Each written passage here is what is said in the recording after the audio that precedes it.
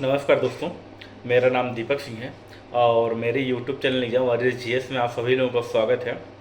उम्मीद करता हूँ आप सभी लोग स्वस्थ होंगे हमेशा की तरह और हम भी ठीक हैं।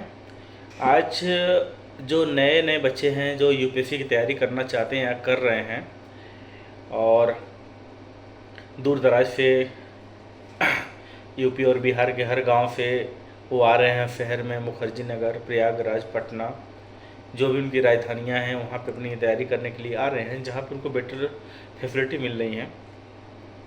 और 1 साल 2 साल में वो फ्रस्ट्रेट होके या किसी कारण के वजह एग्ज़ाम को छोड़ दे रहे हैं, तैयारी को छोड़ दे रहे हैं और हतोत्साहित हो जा रहे हैं, सुसाइड कर ले रहे हैं और बहुत सारी चीज़ें ऐसी हो रही हैं, देखने को मिल रहा है कि बहुत सारे बच्चे सुसाइड कर ले रहे हैं फ्रस्ट्रेट में आके और माँ बाप के प्रेशर में आके, परिवार के प्रेशर में आके, नाते रिश्तेदार के प्रेशर में आके।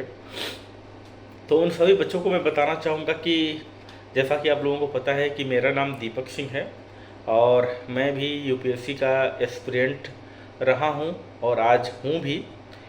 और मेरी जर्नी शुरू होती है, मैं अपनी जर्नी के बारे में थोड़ा सा बताना चाहूँगा, शायद इसके सुनने के बाद आप लोगों को थोड़ा सा मोटिवेशन मिलेगा। मैं तैयारी शुरू किया 2017 नवंबर से। एक्चुअली मैंने जो प्रिपरेशन की है, जो तैयारी की है, मैंने बीए किया है और एमए किया है हिस्ट्री से और मैंने जो मेडिकल में किया है मैंने डीएमएलटी किया है, बीएससी एमएलटी किया है, ठीक है। और डीएमएलटी मैंने बहुत पहले कर लिया था, इंटर के बाद मैं इंटर की पढ़ाई कर रहा था, उसके बाद मैंने आके यहाँ पे दिल्ली में डीएमएलटी किया, उसके बाद बीएससी एमएलटी किया। तो मेरा मेडिकल का प्लान बी अगर कह ले तो प्लान बी मेरा पहले से रेडी था और इसके साथ मेरा फैमिली बैकअप कोई अच्छा नहीं था कि मैं बैठ के मेरे घर वाले मुझे तैयारी कराते और मैं तैयारी करता। तो मैंने क्या किया, इंटर की पढ़ाई करके मैं अपना यहाँ पे आ गया और जॉब करता रहा और जॉब करते करते 2012 से जब मैंने इंटर का पास करके आया तो मैं अपना यहाँ पे एडमिशन ले लिया डीएमएलटी में और दिन में अपना क्लास, नाइट ड्यूटी शुरू कर दिया। अपना ड्यूटी भी करता था, क्लास भी करता था, तैयारी होती गई। बीएससी एमएलटी का भी मैंने पढ़ाई किया 2017 में मैंने। और गांव से मेरा बीए चल रहा था, मैंने गांव से बीए भी कर लिया था उसी समय। 2015 में पास आउट में बीए भी कर लिया था। उस दौरान जब 17 में मैं यूपीएससी की तैयारी शुरू करता हूँ तो मैं ग्रेटर नोएडा वेस्ट में एक लक्ष्मी लाइन फ्लाइन हॉस्पिटल है, मैं उसमें काम करता था लैब टेक्नीशियन के पोस्ट पे।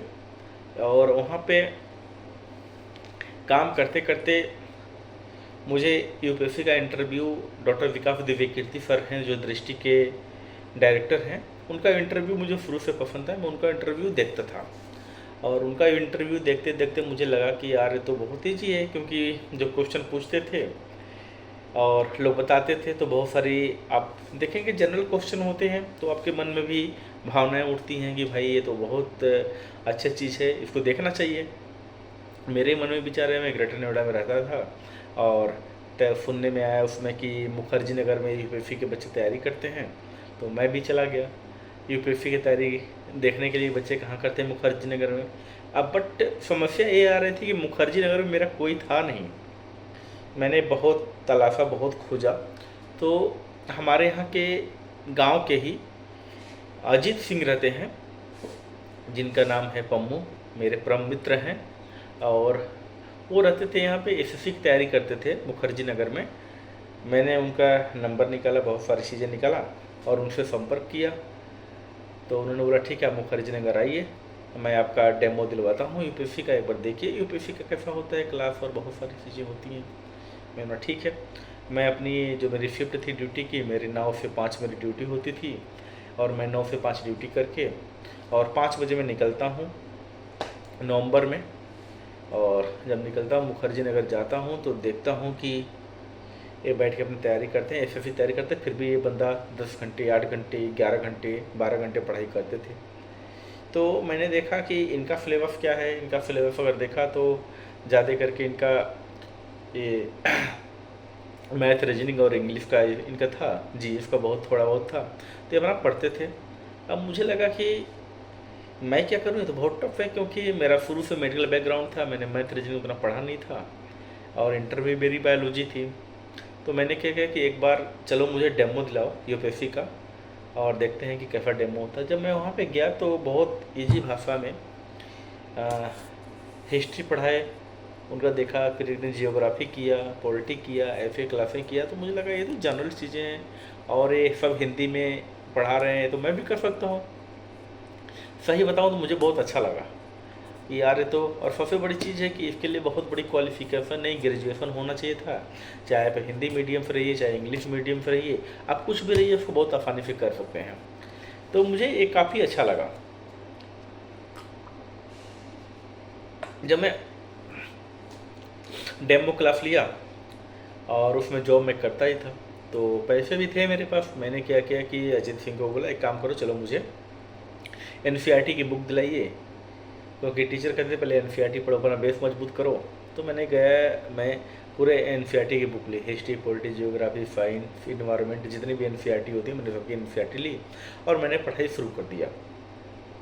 जब मैं पढ़ता गया, मैं रियली बता रहा हूँ आप लोगों से, क्योंकि देखिए मैं कोई सक्सेस नहीं हूँ, पहले कंफर्म कर दूँ, मैं कोई अभी नौकरी में नहीं हूँ जैसे सिविल सर्वेंट के कि मैं झूठ बोलूँगा। मुझे कोई झूठ बोलने में कोई इंटरेस्ट नहीं है, तो जो मैं कहूँगा मैं सच कहूँगा।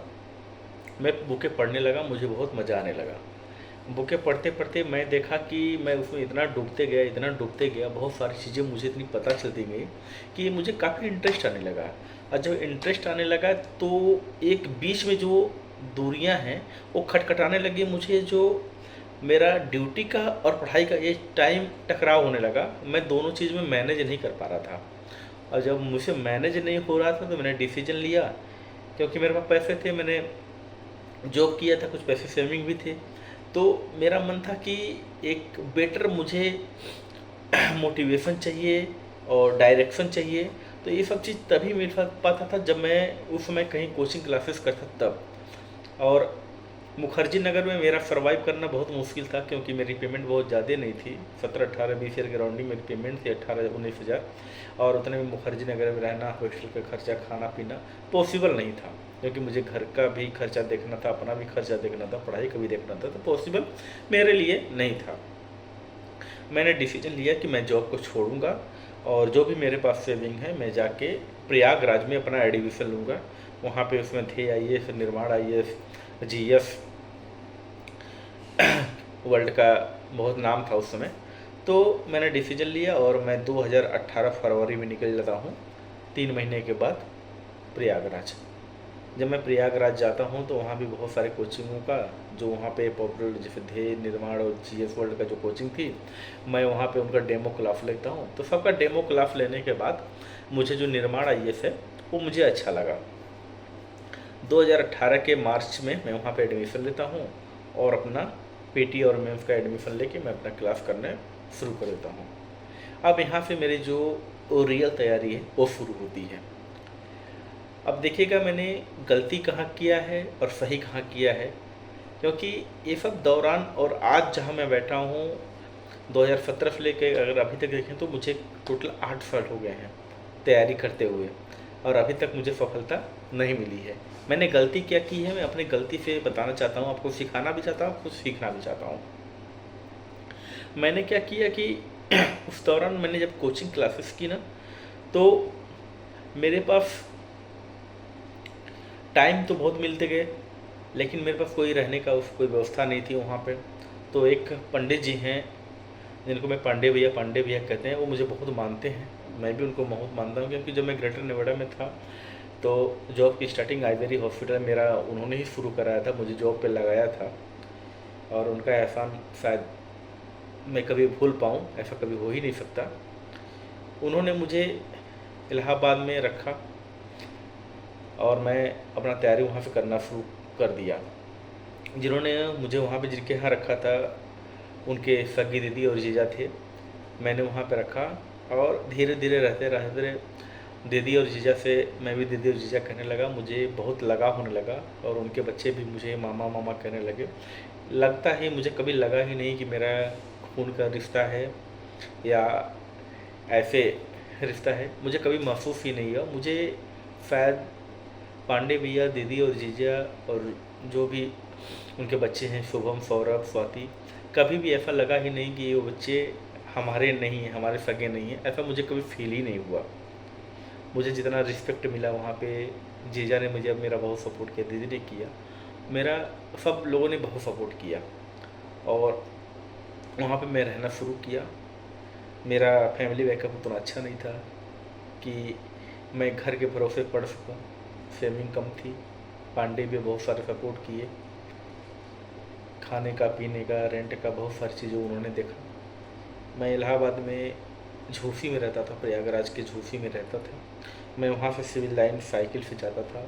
शुभम की साइकिल थी, मैं साइकिल से जाता था कोचिंग और साइकिल से आता था। मैंने 1.5 से 2 साल वहाँ पे कोचिंग क्लासेस की, पूरी निर्माण IAS की, PT की, मेंस की प्रिपरेशन अच्छा से किया। मैंने 2 अटैम्प्ट वहाँ पे रहते हुए IAS का दिया और दोनों अटैम्प्ट में मेरा PT क्लियर नहीं हुआ। और जब भी PT क्लियर नहीं होता मुझे बहुत तकलीफ़ होता था, क्योंकि मैंने मेहनत किया था और मेहनत करने के बाद अगर कोई रिजल्ट ना मिले तो ज़ाहिर सी बात है तकलीफ़ होती थी। लेकिन उस दौरान मुझे समझ में नहीं आता था, क्लास करने के बाद भी, सब कुछ करने के बाद भी, कि मुझसे गलती कहाँ हो रही है, मैंने गलती क्या किया है और मैंने कहाँ पे सही डायरेक्शन में काम नहीं किया है। तो आज वो गलती मुझे रियलाइज़ होती है। उस गलती को मुझे जो लगा, मैंने कभी सिलेबस के अकॉर्डिंग पढ़ाई किया नहीं। सबसे बड़ी गलती मेरी यही लगी कि मैंने सिलेबस के अकॉर्डिंग पढ़ाई नहीं किया। मैंने बहुत सारी किताबें पढ़ने की कोशिश की, बहुत सारे टेस्ट सीरीज सॉल्व करने की कोशिश की, बहुत सारे आंसर राइटिंग करने की कोशिश की। मैंने सब कुछ किया। शायद अगर मैं उतना सिलेबस पढ़ता तो मुझे उतना एफर्ट नहीं डालना पड़ता, क्योंकि मुझे सिलेबस के अकॉर्डिंग ही पढ़ के वो करना पड़ता। तो पहली गलती तो मुझे ये समझ में आई कि मैंने कभी सिलेबस के अकॉर्डिंग पढ़ाई नहीं की, जिसकी वजह से मेरा कभी PT क्लियर IAS का नहीं हुआ और आज तक IAS का PT मुझे वो नहीं हुआ। तो पहली गलती तो मैं ये मानता हूँ कि अगर जो भी बच्चे नई तैयारी कर रहे हैं उस सिलेबस के अकॉर्डिंग करें। बहुत सारी उनको बुक पढ़ने की ज़रूरत नहीं है, उनको विद्वान नहीं बनना है, बस एग्ज़ाम के पैटर्न के हिसाब से पढ़ें और पढ़ाई करें। एक पार्ट तो ये हो गया।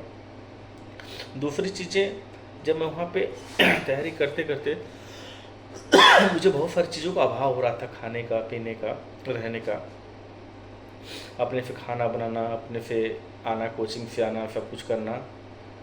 तो मैनेज करने बहुत मुश्किल होते गया। जो भी मेरे पास सेविंग थी सब पैसे ख़त्म हो गए, कुछ कोचिंग क्लासेस में, कुछ खाने में, पीने में, रहने में, बहुत सारी चीज़ें हुई, मैं मैनेज नहीं कर पाया। और लास्ट में क्या किया कि अक्टूबर 2021 में मैं प्रयागराज छोड़ता हूँ और वहाँ से मैं दिल्ली आता हूँ। जब मैं दिल्ली आता हूँ तो 12 नवंबर 2021 को मैं अपोलो हॉस्पिटल ज्वाइन करता हूँ। और ज्वाइन करने के बाद मुझे लगा कि जो मैंने अपनी तैयारी की है सिलेबस के अकॉर्डिंग मैं पढूँ और वो चीज़ करूँ। लेकिन सिलेबस के अकॉर्डिंग पढ़ने की बात अगर रहे तो मुझे शुरू से लेके अब तक ड्यूटी टाइम को लेके, बहुत सारी चीज़ों को लेके, नई नई जॉब थी, हर चीज़ों को लेके मैं टाइम मैनेज नहीं हो पाता है। क्योंकि 8 घंटा 7 घंटा ड्यूटी करने के, 9 घंटे ड्यूटी करने के बाद आप सोचो कि जाके पढ़ाई करके होगा तो अकेले पॉसिबल नहीं। खाना बनाना, सब कुछ करना था, बहुत सारी चीज़ें थी, मैनेज मैंने नहीं कर पाया। और लास्ट में जब एग्ज़ाम होते थे तो उसमें मैं 2 महीना 3 महीना मेहनत करता था तो उससे नहीं हुआ। जबकि इलाहाबाद में था तो मेरा 16 घंटा 17 घंटा लाइब्रेरी का, बहुत सारी चीज़ों का पढ़ने का रिकॉर्ड था, मैं पढ़ता था, लेकिन मैनेज नहीं हुआ। जब मैं यहाँ पे आया तो मैंने स्टेट PCS का 2 बार, बिहार PCS का प्री निकाला, मेंस भी मैंने दिया, UP PCS का 1 बार प्री निकाला, मेंस दिया। फिर यहाँ पे आने के बाद भी मैंने 2 अटैम्प्ट IF का दिए, टोटल 6 अटैम्प्ट जनरल के मिलते हैं तो 4 अटैम्प्ट मैंने यहाँ पे आने के बाद भी दिया। टोटल मेरे 4 अटैम्प्ट IF के हो गए। स्टेट PCS के 2-2 3-3 अटैम्प्ट, UP PCS के 4-5 अटैम्प्ट मैंने बिहार PCS का दिया, लेकिन वहाँ भी मुझे पूर्ण से सफलता नहीं मिली। जब सफलता नहीं मिली तो मन अपने जो है कि पीछे कभी हटता रहा कि छोड़ो, जॉब छोड़ दें, छोड़ो, जॉब में ही आगे करते हैं। और जब उस समय मेरा मन था कि मैंने एमएससी कर लूँ, एमएससी 1 साल किया भी था यहाँ पे माइक्रोबायोलॉजी से, लेकिन छोड़ दिया, पैसे का तंगी था, नहीं हो पाया, घर को मैनेज करना था, बहुत सारी चीज़ें थी तो मैनेज मैं नहीं कर पाया, मुझे उसको छोड़ना पड़ा। नहीं तो एमएससी करके मैं सीधे पीएचडी करके डॉक्टर हो जाता, लेकिन मैंने वहाँ भी कंप्लीट नहीं कर पाया। और तैयारी के दौरान मैं अपने आप को कभी फैमिली को लेके, कभी घर, कभी रिश्तेदार को लेके, कभी चीज़ को, कभी ताने इधर उधर की बातें लेके मैं हमेशा फ्रस्ट्रेट होता गया। लास्ट में होता गया, फिर शादी के लिए बातें चलने लगी, ठीक है ये शादी करना है, ये करना है, वो करना है। देखो एक परिवार में जब आदमी रहता है तो हर चीज़ों की रिस्पॉन्सिबिलिटी होती है, उसको ये करना होता है समय के साथ साथ। तो जब चीज़ें समय के साथ बढ़ती रहती है तो उस सब हर चीज़ों को करना पड़ता है। यहाँ आने के बाद मैं अपना टाइम बचा के अपनी तैयारी करता, जॉब करता, बहुत सारी चीज़ें आज भी मैं मैनेज कर रहा हूँ। सब मिला जुला के मैं बस यही कहना चाहूँगा कि कभी भी जब तक आपका अटेम्प्ट है और जब तक आपकी एज है, पहली चीज़ ये कि आप नोट कर लीजिए कि अगर आप समन्वय कर पा रहे हैं, मैनेज कर पा रहे हैं, तो जब तक अटेम्प्ट है, एज है, अपनी पढ़ाई मत छोड़िएगा। सफलता अगर मिल गई तो अच्छी बात है, अगर नहीं मिली तो इतना एक्सपीरियंस हो जाएगा कि लाइफ में, ज़िंदगी में कहीं पे भी रह के आप अच्छा कमा और खा सकते हैं। फॉर एग्जांपल आज मुझे जॉब अभी तक नहीं मिली है, लेकिन मैं एक टॉप 10 कंपनी अपोलो हॉस्पिटल में जॉब कर रहा हूँ और अच्छे पोस्ट पे, अच्छे पोजीशन पे। तो पहला तो ये हो गया।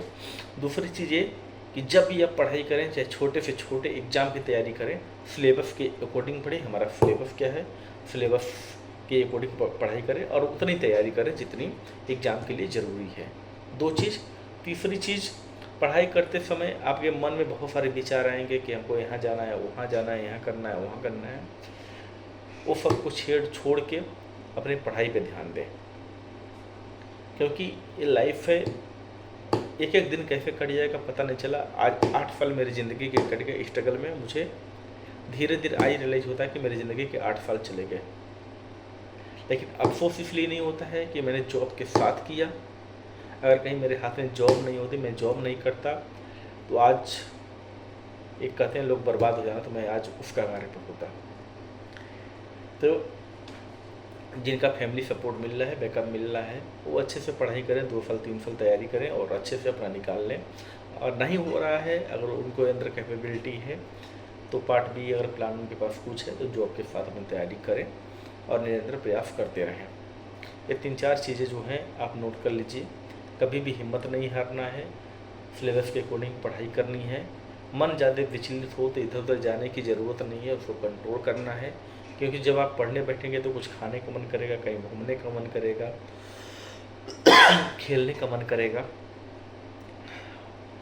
होली दिवाली मनाने का मन करेगा। तो ये सब चीज़ थोड़ा सा परहेज करिए और एग्ज़ाम की तैयारी करिए। और जहाँ भी मेरी ज़रूरत हो गाइडेंस का, मैं अपना नंबर देते रहा हूँ 9304613240। तो आप हमसे संपर्क कर सकते हैं, बात कर सकते हैं, चर्चा कर सकते हैं। चलिए दोस्तों, धन्यवाद। बस हिम्मत नहीं हारना है, चाहे लाइफ में कुछ भी हो जाए। नमस्कार दोस्तों।